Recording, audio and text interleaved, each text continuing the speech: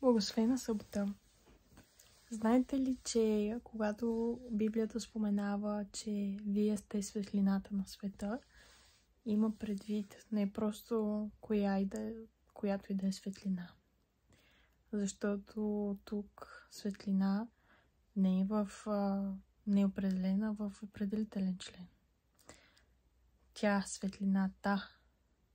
На английски you are the light of the world. Не казва ти си светлина.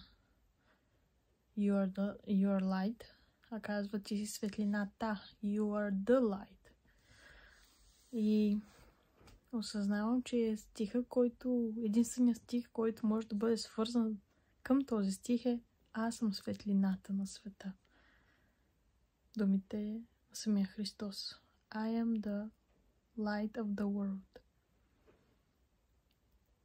И в равенството какво имаме? Че ние сме светлината, която идва от Христос, която да занесем на останалите хора.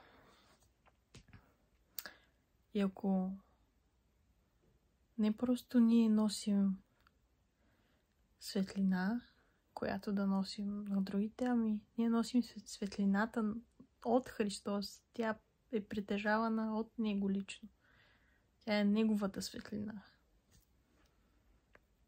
И всяка друга светлина не е библейска и не би трябвало да я отразяваме като християни.